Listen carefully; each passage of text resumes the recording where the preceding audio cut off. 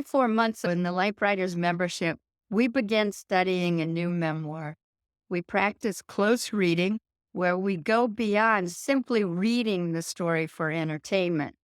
We read like a writer by actively engaging with the text, formulating questions, and looking for answers as we read. We examine what the author is doing in the text as well as what he or she is saying. Then we try to incorporate those tools and devices in our own writing. Today, I'm going to tell you about the book we're currently studying in Life Writers. Hi, my name is Patricia Charpentier, and welcome to episode 53 of the Life Writers blog, where you can find inspiration and useful tips to help you write your life stories.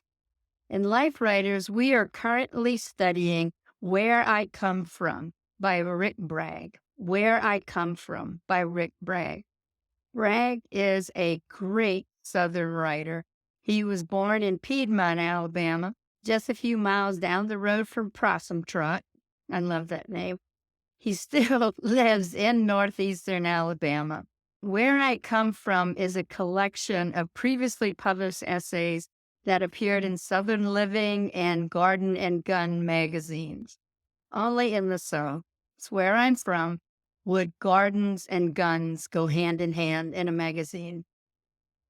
Bragg is a Pulitzer Prize-winning journalist and the author of 12 books. His most well-known books are about his family. All Over But the Shouting was about his mother and Bragg's growing up years in Alabama. Ava's Man is about Bragg's grandfather, who was a larger-than-life figure. The Prince of Frogtown is about his father. And his latest book is about a dog who adopted him, and it's titled The Speckled Beauty. It's a dog that Bragg calls the most terrible dog in the whole world. I love Rick Bragg's work. He is one of my two all-time favorite authors. Jeannette Walls is my other favorite.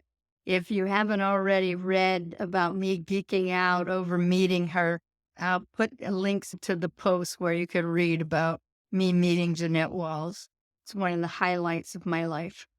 I have lived most of what Bragg writes about and know people exactly like those he describes. I only wish I could bring the times, the experiences, the people, and the places to life like he does, because he is amazing. Plus, he is just so blasted funny.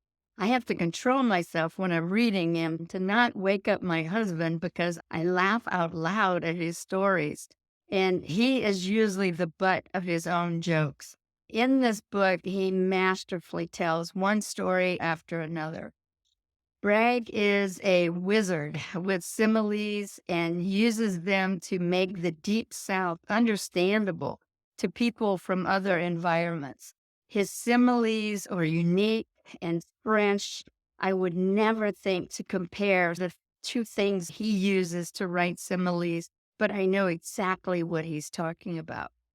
Most of the essays in Where I Come From were taken from the back page of Southern Living magazine. And as far as I know, he still writes that final page before the back cover. These essays are short and they're easy to absorb, but they're so profound as well. You don't have to be from the South to relate to them. What I thought I'd do is read a piece for you, just a paragraph or so, from one of his essays that came from Southern Living magazine. It's titled Dear Grumpy Gardener. And he's writing about his ongoing war with fire ants. So I'm going to read this section to you. I, too, love the littlest things. Ladybugs, lightning bugs, even plain ants. I would lie on my stomach when I was little and watch them. The fire ant is something else entirely.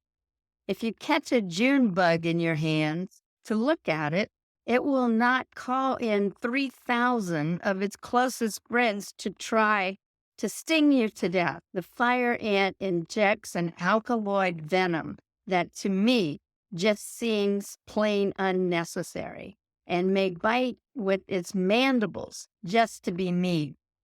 It is one of the few things that can hurt you with either end, like an alligator. But it is far worse than an alligator because you are unlikely to step on an alligator by accident when you take out the trash. I really relate to him and fire ants. I have had my share of encounters with fire ants, and I have always come out on the losing end. I encourage you to read Rick Bragg's book, Where I Come From, as a study in great writing and just an enjoyable way to pass some time. Better yet, join Life Writers and study the book with us. We are just getting started with this book, so you haven't missed anything yet.